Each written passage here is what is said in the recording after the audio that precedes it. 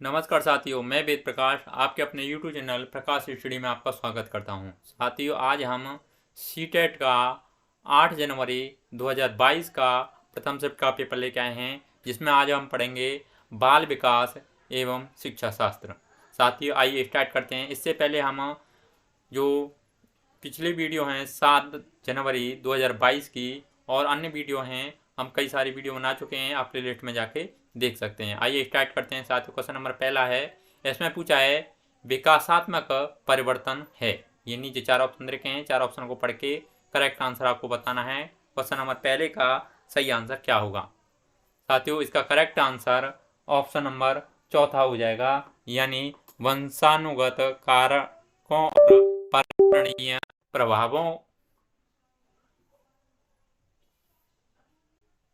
पर्यावरणीय प्रभावों को परस्पर क्रिया है।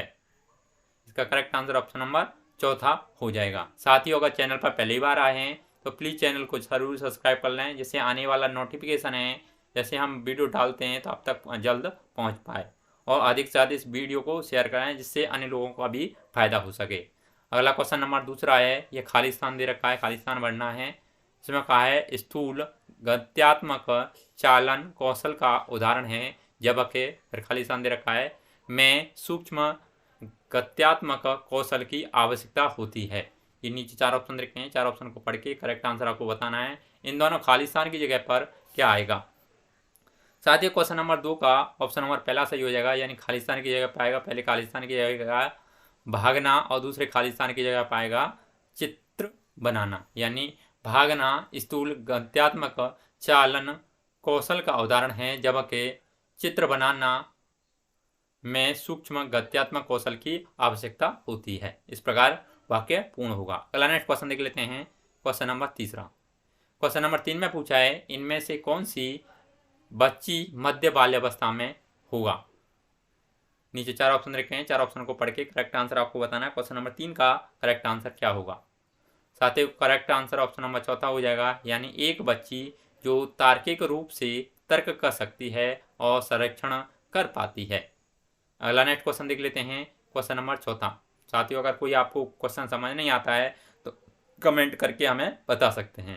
क्वेश्चन नंबर चौथा दे रखा है, अभिकथन दे रखा है। इसमें अभिकथन ये दे रखा है, बच्चे सर्वप्रथम अपने परिवार में व्यवहार के तरीके सीखते हैं और मूल्यों और जीवन के मानदंडों को मानते हैं।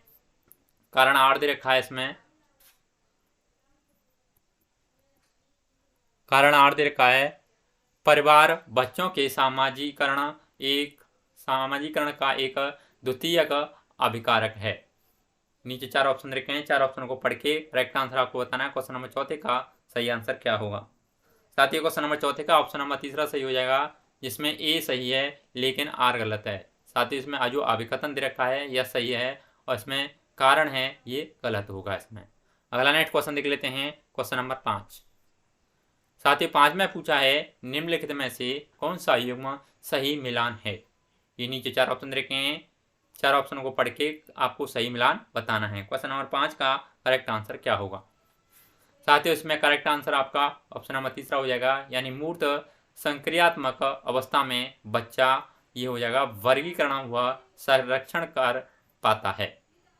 अगला क्वेश्चन देख लेते हैं, क्वेश्चन नंबर 6वां। क्वेश्चन नंबर 6 में पूछा है, पियाजे के संज्ञानात्मक विकास के सिद्धांत के अनुसार स्वयं व पर्यावरण के बीच संतुलन की खोज की प्रक्रिया क्या कहलाती है? ये नीचे 4 ऑप्शन रखे हैं, 4 ऑप्शन को पढ़ के करेक्ट आंसर आपको बताना है। क्वेश्चन नंबर 6 का सही आंसर क्या होगा? साथियों, क्वेश्चन नंबर 6 का करेक्ट आंसर ऑप्शन नंबर पहला हो जाएगा, यानी सामीकरण। अगला नेक्स्ट क्वेश्चन देख लेते हैं, क्वेश्चन नंबर 7 में पूछा है, निम्नलिखित में से कौन सा कथन लेव वाइगोत्स्की के बच्चों के बारे में विचार को सही प्रकार से दर्शाता है? ये नीचे 4 ऑप्शन रखे हैं, 4 ऑप्शन को पढ़ के करेक्ट आंसर आपको बताना है। क्वेश्चन नंबर 7 का करेक्ट आंसर क्या होगा? साथियों, क्वेश्चन नंबर 7 का करेक्ट आंसर ऑप्शन नंबर पहला हो जाएगा, यानी वाइगोत्स्की के सुझाव दिया है कि बच्चों में बहुत सी क्षमताएं होती हैं, जिसमें भी कार्य शामिल हैं जिन्हें बच्चे सहायता के साथ कर सकते हैं। अगला नेक्स्ट क्वेश्चन देख लेते हैं, क्वेश्चन नंबर 8। साथियों 8 में पूछा गया है, एक शिक्षिका किस संरचना का इस्तेमाल करती है जब वह एक बच्चे की जिंगसॉ पहेली बनाने में मदद करती है? इशारे व संकेत से। नीचे 4 ऑप्शन रखे हैं, 4 ऑप्शन को पढ़ के करेक्ट आंसर आपको बताना है। क्वेश्चन नंबर 8 का सही आंसर क्या होगा? साथियों क्वेश्चन नंबर 8 का correct answer option number second सही हो जाएगा, यानी पाड़। अगला नेक्स्ट क्वेश्चन देख लेते हैं साथियों, क्वेश्चन नंबर 9। क्वेश्चन नंबर 9 में पूछा है, अभिकथन दे रखा है, अभिकथन ये दे रखा है, एक बाल केंद्रित कक्षा व्यक्तिवादी होती है और कठोर संरचित पाठ्यक्रम का अनुसरण करती है। कारण 8 दे रखा है, बच्चा सबसे अच्छा तब सीखता है जब शिक्षक तानाशाह और नियंत्रक होता है। नीचे 4 ऑप्शन रखे हैं, 4 ऑप्शन को पढ़ के करेक्ट आंसर आपको बताना है। क्वेश्चन नंबर 9 का सही आंसर क्या होगा? साथ ही क्वेश्चन नंबर 9 का सही आंसर ऑप्शन नंबर 4 सही हो जाएगा, इसमें ए और आर दोनों गलत हैं। साथियों एक बच्चा केंद्रित कक्षा व्यक्तिगतवादी होता है और एक कठोर संरक्षण पाठ्यक्रम का अनुसरण करता है, ये गलत होगा। और दूसरा, बच्चा सबसे अच्छा तब सीखता है जब एक शिक्षक तानाशाह हो, तो ऐसा कुछ नहीं है, ये भी गलत हो जाएगा। अगला नेक्स्ट क्वेश्चन देख लेते हैं, क्वेश्चन नंबर 10। साथियों 10 में पूछा गया है, निम्नलिखित में से क्या एक प्रगतिशील कक्षा की विशेषता है? ये नीचे 4 ऑप्शन रखे हैं, 4 ऑप्शन को पढ़ के करेक्ट आंसर आपको बताना है। क्वेश्चन नंबर 10 का सही आंसर क्या होगा? साथियों 10 का ऑप्शन नंबर तीसरा सही हो जाएगा, यानी गतिविधियां कार्य करते समय बच्चों का मूल्यांकन किया जाता है। अगला नेक्स्ट क्वेश्चन देख लेते हैं, क्वेश्चन नंबर 11। साथियों 11 में पूछा है, अमृत तर्क देता है कि हम कानूनों को बदल सकते हैं यदि वे समाज की जरूरतों को पूरा नहीं करते हैं, लेकिन यह आपसी सहमति और लोकतांत्रिक प्रक्रिया के माध्यम से किया जाना चाहिए। लॉरेंस कॉलर वर्ग के अनुसार अमृत नैतिक तर्क की किस अवस्था में आता है? ये नीचे 4 ऑप्शन रखे हैं, 4 ऑप्शन को पढ़ के करेक्ट आंसर आपको बताना है। क्वेश्चन नंबर 11 का सही आंसर क्या होगा? साथियों क्वेश्चन नंबर 11 का सही आंसर ऑप्शन नंबर सेकंड सही हो जाएगा, यानी सामाजिक अनुबंध अभिविन्यास। अगला नेक्स्ट क्वेश्चन देख लेते हैं, क्वेश्चन नंबर 12। साथियों 12 में पूछा है, हार्वर्ड गार्डनर के सिद्धांत में खालिस्तान दे रखा है, खालिस्तान बढ़ना है, बुद्धि के व्यक्तियों में अपनी पहचान, मानव अस्तित्व और जीवन के अंत के बारे में संवेदनशीलता होती है। ये नीचे 4 ऑप्शन रखे हैं, 4 ऑप्शन को पढ़ के करेक्ट आंसर आपको बताना है। खालिस्तान की जगह पर क्या आएगा? साथियों क्वेश्चन नंबर 12 का करेक्ट आंसर ऑप्शन नंबर 4 हो जाएगा, यानी अंत व्यक्तित्व। अगला नेक्स्ट क्वेश्चन देख लेते हैं, क्वेश्चन नंबर 13। 13 में पूछा है, गिफ्ट के तौर पर कार मिलने पर एक 5 साल की बच्ची बोली, यह मेरे लिए नहीं है, लड़कियां कारों से नहीं खेलती। यह वाक्य क्या दर्शाता है? नीचे 4 ऑप्शन रखे हैं, 4 ऑप्शन को पढ़ के करेक्ट आंसर आपको बताना है। क्वेश्चन नंबर 13 का सही आंसर क्या होगा? साथियों क्वेश्चन नंबर 13 का करेक्ट आंसर ऑप्शन नंबर तीसरा सही हो जाएगा, यानी ये जेंडर रूढ़िवादिता दर्शाती हैं, क्योंकि इसमें क्या वाक्य प्रश्न किया है कि लड़कियों के बारे में, यानी लड़की या लड़का में ये भेद देखा गया है, इसलिए इसमें जेंडर रूढ़िवादिता है। अगला नेक्स्ट क्वेश्चन देख लेते हैं, क्वेश्चन नंबर 14। 14 में पूछा है, कक्षा में संस्कृति व भाषाई भिन्नताओं को ध्यान में रखते हुए कौन सी नीति प्रभावी होगी? नीचे 4 ऑप्शन रखे हैं, 4 ऑप्शन को पढ़ के करेक्ट आंसर आपको बताना है। क्वेश्चन नंबर 14 का सही आंसर क्या होगा? साथियों क्वेश्चन नंबर 14 का करेक्ट आंसर ऑप्शन नंबर 4 सही हो जाएगा, यानी अभिन्नताओं को अभाव के रूप में न देखना। अगला नेक्स्ट क्वेश्चन देख लेते हैं, क्वेश्चन नंबर 15। 15 में पूछा है, राष्ट्रीय शिक्षा नीति 2020 प्रस्तावित करती है कि मूल्यांकन, नीचे 4 ऑप्शन रखे हैं, 4 ऑप्शन को पढ़ के करेक्ट आंसर आपको बताना है। क्वेश्चन नंबर 15 का सही आंसर क्या होगा? साथियों 15 का correct answer option number second सही हो जाएगा, यानी एक निश्चित अवधि में बच्चे की प्रगति का पता लगाने के लिए महत्वपूर्ण है। आगे देख लेते हैं, क्वेश्चन नंबर 16। 16 में पूछा है, समावेशी शिक्षा के लिए क्या आवश्यक है? नीचे 4 ऑप्शन रखे हैं, 4 ऑप्शन को पढ़ के करेक्ट आंसर आपको बताना है। क्वेश्चन नंबर 16 का करेक्ट आंसर क्या होगा? साथियों 16 का correct answer option number second सही हो जाएगा, यानी व्यक्तिगत मतभेदों को ध्यान और सम्मान। आगे क्वेश्चन देख लेते हैं, क्वेश्चन नंबर 17।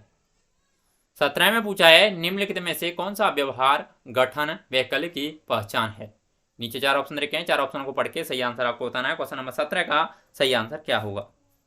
साथियों क्वेश्चन नंबर 17 का करेक्ट आंसर ऑप्शन नंबर पहला सही हो जाएगा, यानी बी को डी के रूप में लिखना, यानी 21 को 12 की तरह लिखना। इसका सही आंसर ऑप्शन नंबर पहला सही हो जाएगा।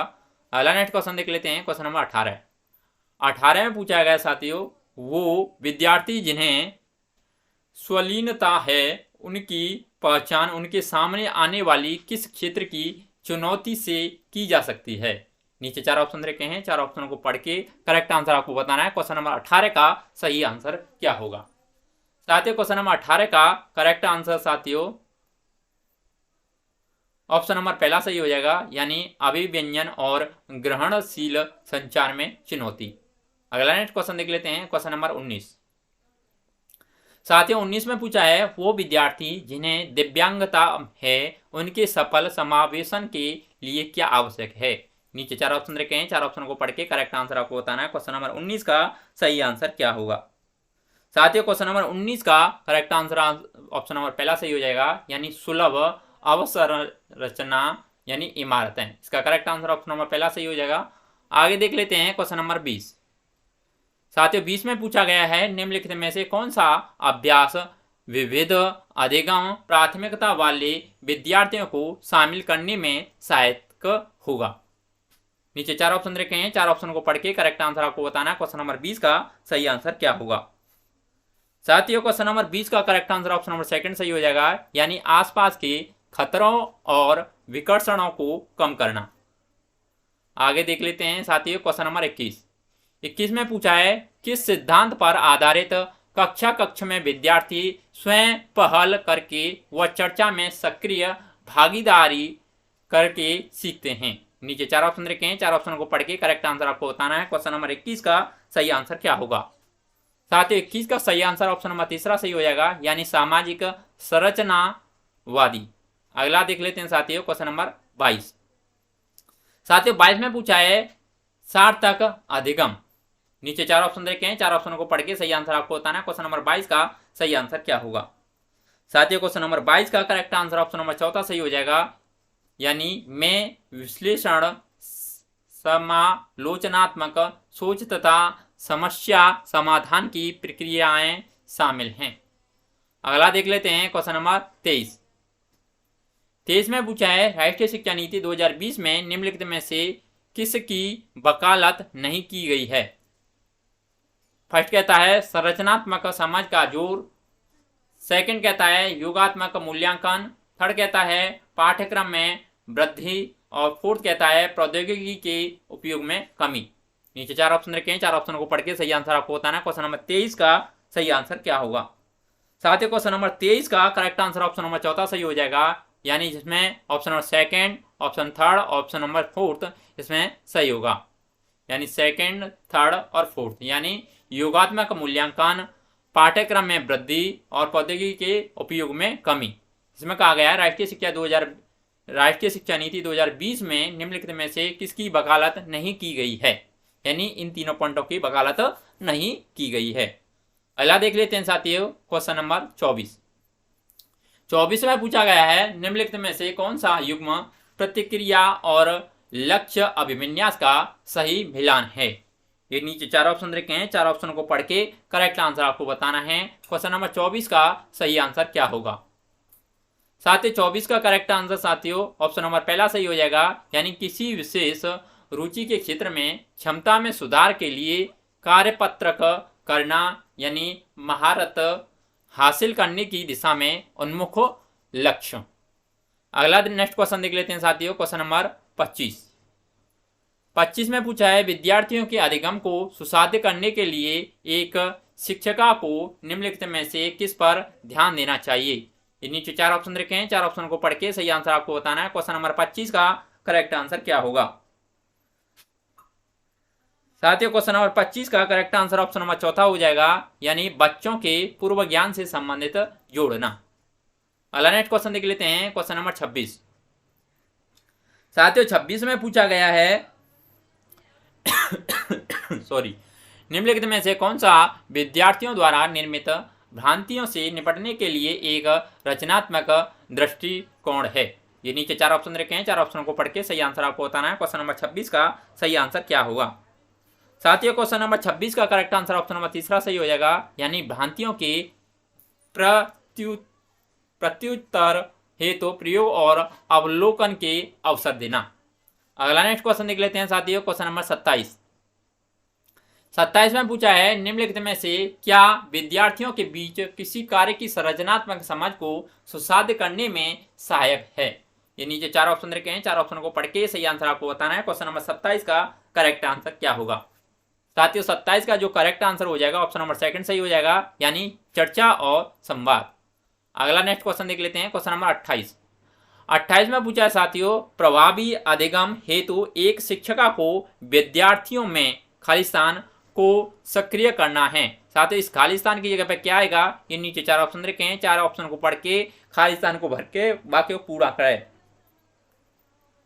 साथियों क्वेश्चन नंबर 28 का जो करेक्ट आंसर होने वाला है ऑप्शन नंबर सेकंड सही हो जाएगा, यानी खालिस्तान की जगह पे आएगा क्षमता की वृद्धिशील होने की धारणा। यानी वाक्य होगा प्रभावी अधिगम हेतु एक शिक्षक को विद्यार्थियों में क्षमता के वृद्धिशील होने की धारणा को सक्रिय करना चाहिए।